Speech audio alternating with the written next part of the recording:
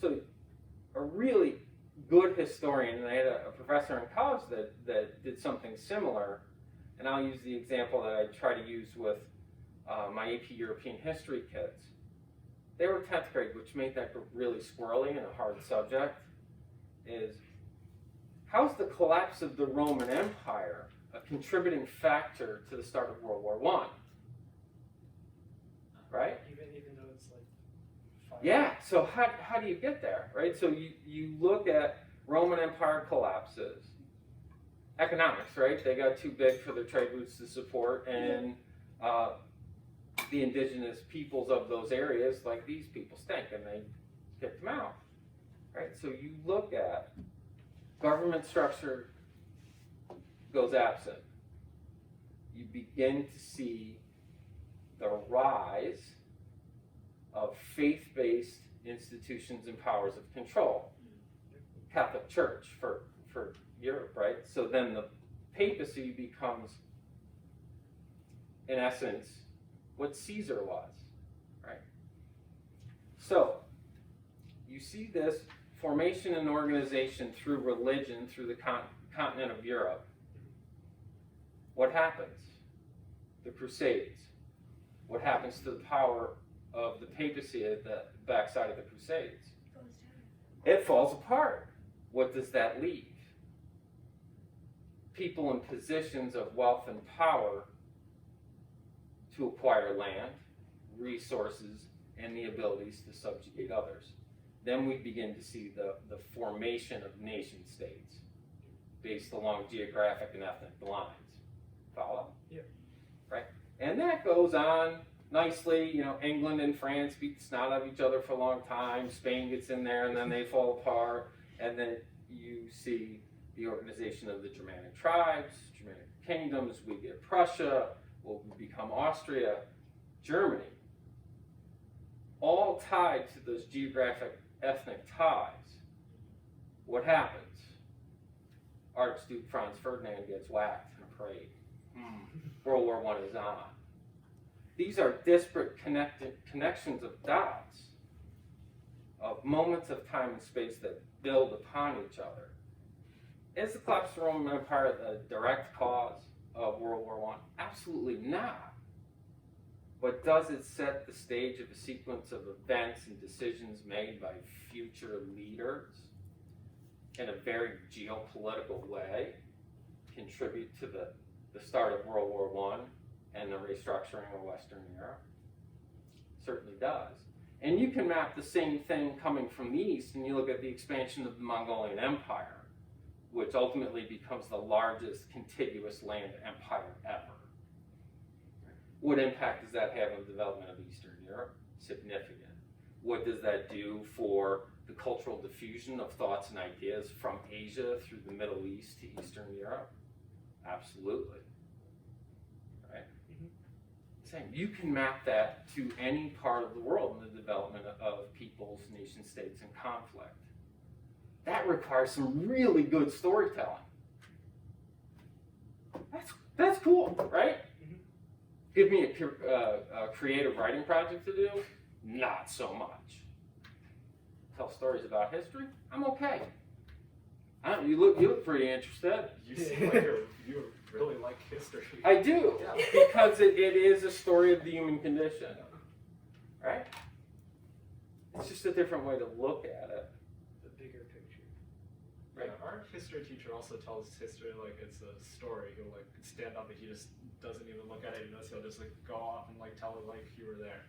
It's like very interesting, and he'll like follow all of the trends that happen. I mean, then again, that's how some people like actually like learn stuff. Like, you know, history has story in the word. Yes. Like, history is just a really big story. Right. Just like different chapters. And some people, that's how they understand it. Some people just see it through pictures. Some people see it through colors. It all depends on the person. Right. And now, history can be one of the most interdisciplinary subjects that can be offered, right? Because when we think about art and music, it is driven by the cultural context of the time and space in which it emerges and develops. You can say the same for science, technology, and engineering. there is all historical components to that. What is the trigger that leads to this innovation? So if you think about banking systems and the use of non-coin currency, a check, which would be evolves to a credit card today or a debit card today, that was developed in the Middle East at the height of the Muslim empires, right? Their trade networks were phenomenal, connecting Asia to Europe. Fascinating, right? And then what else do you see? You see the emergence of understandings of algebra in two parts of the world at the same time, Europe and Asia. Different versions, slightly different approaches, but what commonly feeds into algebraic practice today.